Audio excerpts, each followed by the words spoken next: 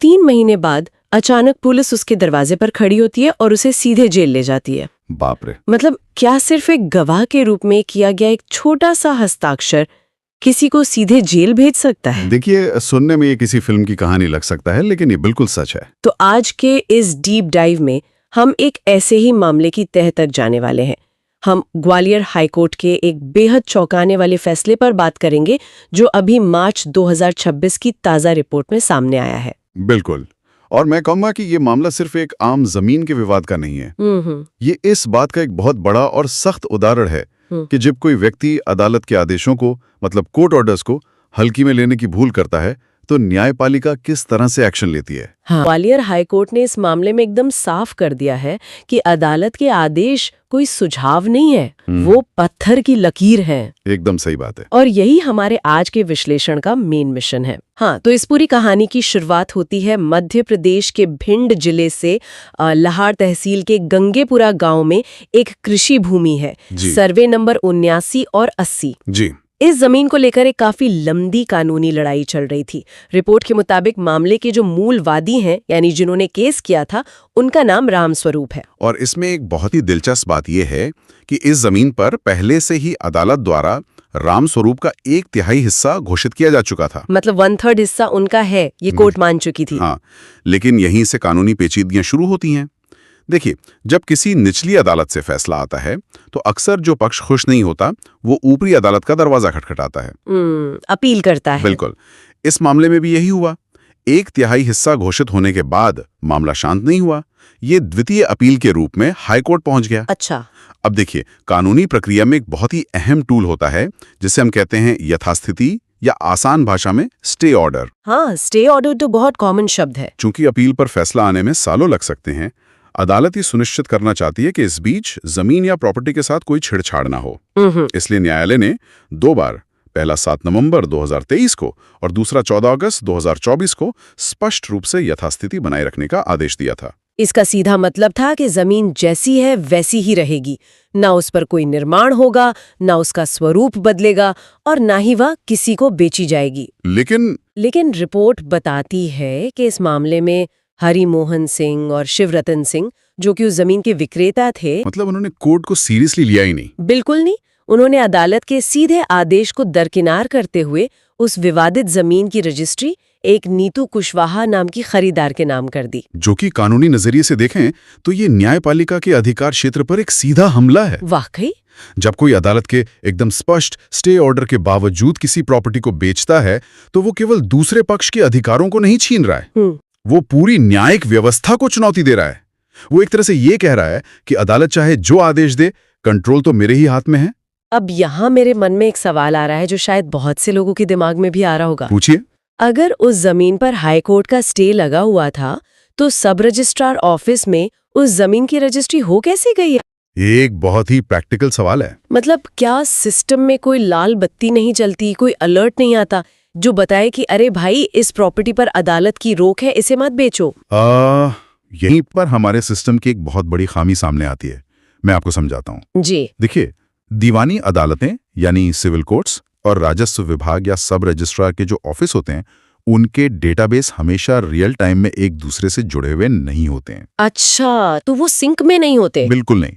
जब कोई civil court stay order जारी करती है तो उसकी जानकारी अपने आप रजिस्ट्रार के कंप्यूटर में फ्लैश नहीं होने लगती। ओहो, तो फिर ये जानकारी वहां पहुंचती कैसे है? ये जिम्मेदारी उस इंसान की होती है जिसने केस किया है, मतलब वादी की। उसे उस आदेश की कॉपी लेकर राजस्व रिकॉर्ड में दर्ज करवानी होती है। समझ गई। और इसी बात का फायदा उठाकर कई बार लोग चुपचाप रजिस्ट्री करवा लेते हैं, चालाकी से। हाँ, लेकिन इसका मतलब ये बिल्कुल नहीं है कि वो बिक्री वैलिड या वैध हो गई। अदालत की नजर में वो पूरी प्रक्रिया पूरी तरह से गैर कानूनी ही रहती है। तो मतलब उन्होंने सिस्टम के इस गैप का फायदा उठाया। लेकिन रामस्वरूप, जो मूल वादी थे, उन्होंने जब देखा कि उनकी आंखों के सामने उनके हिस्से वाली जमीन बेची जा रही है, तो उन्होंने क्या किया? उन्होंने हाई कोर्ट में अवमानना, मतलब कंटेम्प्ट ऑफ कोर्ट का आवेदन पेश कर दिया। मामला जस्टिस GS अहलूवालिया की सिंगल बेंच के सामने पहुंचा। जी। अदालत ने सबसे पहले उन दस्तावेजों का बहुत ही सूक्ष्म परीक्षण किया और ये पक्का किया कि जिस जमीन की रजिस्ट्री की गई है वो हूबहू वही सर्वे नंबर 79 और 80 है जिस पर स्टे लगा था। और ये वेरिफिकेशन बहुत जरूरी था। वो क्यों? क्योंकि कई बार क्या होता है कि आरोपी कोर्ट में ये दावा कर देते हैं कि हुजूर हमने तो विवादित हिस्सा बेचा ही नहीं, हमने तो कोई दूसरा टुकड़ा बेचा है। अच्छा, बचने के लिए बहानेबाजी। बिल्कुल। लेकिन जब कोर्ट में ये साबित हो गया कि ये हूबहू वही प्रॉपर्टी है तो अदालत का रिएक्शन बेहद सख्त था। जज साहब ने टिप्पणी की कि जिन लोगों ने अदालत से आदेश प्राप्त किया था या जो उस मामले के पक्षकार थे वही जानबूझकर उसका उल्लंघन कर रहे हैं। मतलब ये कोई अनजाने में हुई गलती नहीं थी, ये सब पूरी प्लानिंग के साथ किया गया था। एकदम सही। अब देखिए यहाँ से कहानी एक नया मोड़ लेती है। अदालत ने पाया कि आदेश का उल्लंघन हुआ है तो नॉर्मल सी बात है कि वो आरोपियों को नोटिस भेजेगी कि भाई आओ और अपने पक्ष रखो। बिल्कुल, ये कानूनी प्रक्रिया है। लेकिन इन लोगों ने यहाँ भी चालाकी दिखाने की कोशिश की। रिपोर्ट के अनुसार आरोपियों ने जानबूझकर नोटिस लेने से बचने के लिए गलत तरीके से तामील लौटवा दी। कानूनी प्रक्रिया में तामील, जिसे अंग्रेजी में सर्विस ऑफ नोटिस कहते हैं, एक बहुत ही स्पष्ट व्यवस्था है। जब कोई कोर्ट का तामीलदार यानी प्रोसेस सर्वर किसी के घर जाता है तो वो सिर्फ दरवाजा खटखटाकर वापस नहीं आ जाता। तो वो क्या करता है? अगर व्यक्ति जानबूझकर छिप रहा है या घर वालों से कहलवा देता है कि वो तो बाहर गया है जबकि वो अंदर ही बैठा है, हाँ, जो कि बहुत आम बात है, तो तामीलदार आसपास के पड़ोसियों से पूछताछ करता है। जरूरत पड़ने पर वो बाकायदा पंचनामा बनाता है। ओहो, मतलब पूरी तफ्तीश होती है। बिल्कुल। और जब अदालत के सामने ये रिपोर्ट पहुंचती है कि व्यक्ति जानबूझकर नोटिस लेने से बच रहा है तो अदालत इसे बहुत सीरियसली लेती है। इसे कोई अज्ञानता नहीं माना जाता, इसे न्यायालय के प्रति घोर असम्मान और न्यायिक प्रक्रिया को पटरी से उतारने की एक सोची समझी साजिश माना जाता है। यानी अदालत से लुका छिपी खेलना उन्हें बहुत भारी पड़ गया। बहुत ज्यादा भारी। तो फिर अदालत ने इस चालाकी का क्या जवाब दिया? क्योंकि रिपोर्ट के मुताबिक जवाब इतना कड़ा था कि ये पूरे रियल एस्टेट सेक्टर के लिए एक बहुत बड़ी चेतावनी बन गया है। वाकई कोर्ट का एक्शन बहुत सख्त था। सबसे पहले अदालत ने उस पूरी रजिस्ट्री को ही शून्य घोषित कर दिया, मतलब नल एंड वॉइड। जी। तो जिस कागज के दम पर वे जमीन के मालिक बन बैठे थे उसकी कोई कानूनी अहमियत ही नहीं छोड़ी। वो कागज बस रद्दी का टुकड़ा बन गया। बिल्कुल। लेकिन मेरे लिए सबसे हैरानी वाली बात इसके बाद का कदम था। वो क्या? अदालत ने आदेश दिया कि वाद की अनुसूची 2 और 3 में जो पूरी प्रॉपर्टी लिखी है उसे कुर्क कर लिया जाए, यानी अटैच कर लिया जाए, और भिंड कलेक्टर को उस जमीन का रिसीवर नियुक्त कर दिया।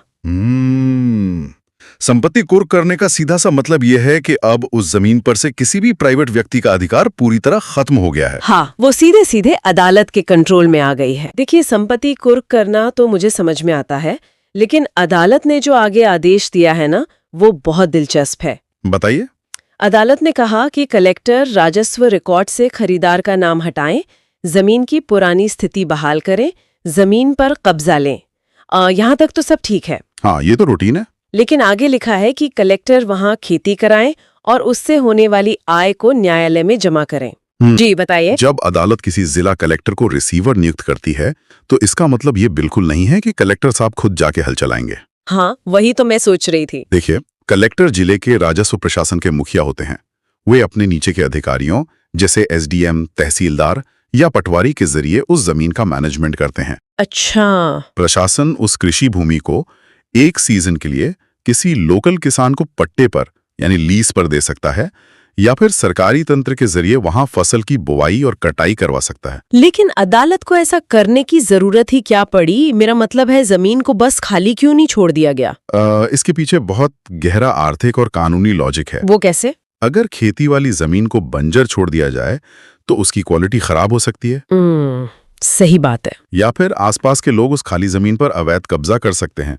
लेकिन इसका जो सबसे मेन कारण है वो कुछ और ही है। क्या? अदालत ये बिल्कुल नहीं चाहती कि विवादित संपत्ति से कोई भी पक्ष मुनाफा कमा सके, खासकर वो पक्ष जिसने आदेश का उल्लंघन किया है। ओहो, अब मैं समझे। जब तक मामले का फाइनल फैसला नहीं आता तब तक वो संपत्ति पूरी तरह से निष्पक्ष हाथों में रहेगी। ये कदम ये भी दिखाता है कि जब कोई कोर्ट को धोखा देने की कोशिश करता है तो कोर्ट केवल कागजों पर आदेश नहीं देती, बिल्कुल नहीं। बल्कि वो संपत्ति का फिजिकल और फाइनेंशियल कंट्रोल पूरी तरह से अपने हाथ में ले लेती है। उन्होंने उन आरोपियों के बचने के सारे रास्ते बंद कर दिए। एकदम सही कहा आपने। अब हम इस मामले के उस हिस्से की तरफ बढ़ते हैं जो मेरे ख्याल से सबसे ज्यादा खौफ पैदा करने वाला। सजा का ऐलान। जी हाँ, जस्टिस अल्लूवालिया की बेंच ने मामले से जुड़े हर उस व्यक्ति को जवाबदेह ठहराया जिसका नाम उस अवैध रजिस्ट्री में शामिल था। अदालत ने साफ कर दिया कि इस तरह के अपराधों में कोई भी ये कहकर नहीं बच सकता कि अरे मेरी भूमिका तो बहुत छोटी थी। बिल्कुल। रिपोर्ट में सजा का जो विवरण है ना, वो सच में रोंगटे खड़े कर देने वाला है। देखिए, शिवरतन सिंह जो कि जमीन के विक्रेता हैं, गया प्रसाद कुशवाहा और पुष्पेंद्र कुशवाहा जो उस रजिस्ट्री में गवाह बने थे जी, इन तीनों को अदालत ने 3-3 महीने के सिविल कारावास यानी सिविल इम्प्रिजनमेंट की सजा सुनाई है। और खरीदार का क्या हुआ? नीतू कुशवाहा जिन्होंने वो जमीन खरीदी थी, उन्हें भी 1.5 महीने की जेल की सजा मिली है। अदालत ने निर्देश दिया है कि 18 मार्च तक ट्रायल कोर्ट में सभी को सरेंडर करना होगा। बाप रे! इतना ही नहीं, जो विक्रेता हैं उन्हें ये भी आदेश दिया गया है कि वे खरीदार नीतू कुशवाहा से ली गई पूरी रकम 1 हफ्ते के भीतर वापस करें। मतलब अदालत ने पूरी तरह से उस अवैध लेनदेन को पलट कर रख दिया और हर शामिल व्यक्ति की जिम्मेदारी तय कर दी।